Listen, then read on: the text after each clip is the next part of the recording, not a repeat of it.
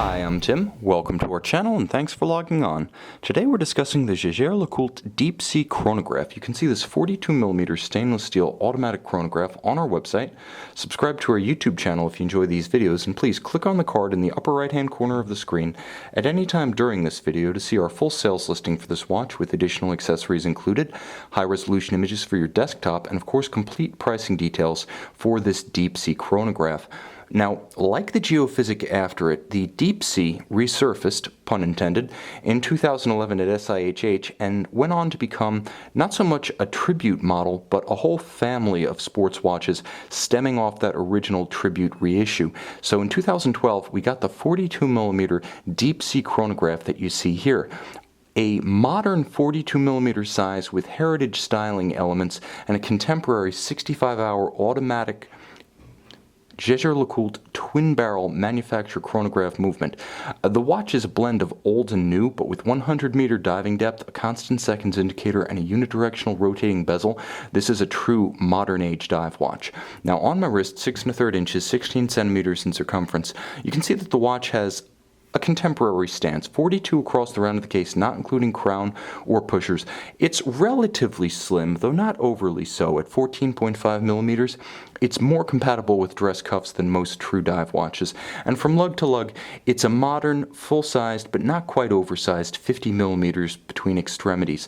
Now it wears compact because of the vintage style lugs and the calfskin recreation of the plastic tropic straps of the 1960s and late 1950s. And here's the thing. The tropic style strap, as originally equipped from approximately 1959 to 1962 on the original Deep Sea, was all made of rubber, and JLC has done a good job of recreating the look, but it's actually an embossed pressed calfskin with a monotone stitch. It has a little bit of shoulder on its flanks, but it's mostly flat, vintage in style.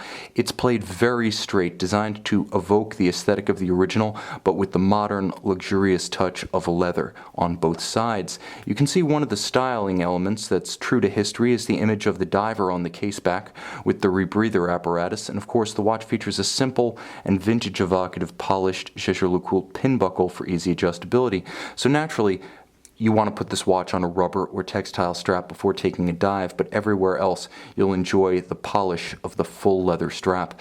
Now the watch has a case that's very true to history, but also beautifully detailed. Over time, most vintage watches lose the definition of their original factory finish, bevels, sharp creases and edges.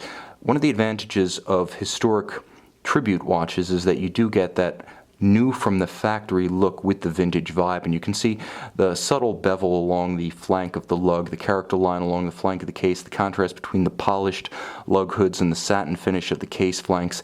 You also get a much more modern bezel arrangement than you got on the original 1959 Deep Sea. That did not feature a mobile bezel of any kind. This one features a true unidirectional rotating dive bezel, and I'll also mention that the index, the triangular index itself, is luminescent, so you can line it up with the minute hand of the watch and time two concurrent events between the chronograph and the bezel up to 60 minutes. Launch the caliber into motion, and you'll note that the aperture just below the signature at 12 o'clock has three different color schemes. There's white when it's not running, there's red and white when it is running. When it's paused in progress, it's full red, and you'll note it will revert back to half and half if you resume the chronograph, and it will revert entirely to white if you reset the chronograph. Now, of course, there is a vintage chronograph in the same style, a completely different watch, keep in mind. A smaller case, a different dial, a different movement. And speaking of movements, what's in this case is the Jaeger-LeCoultre caliber 758, protected by 100-meter water resistance thanks to a modern case construction. Again, one of the advantages of contemporary watches in a vintage style is that they do give you the water resistance that, frankly, most vintage watches no longer retain.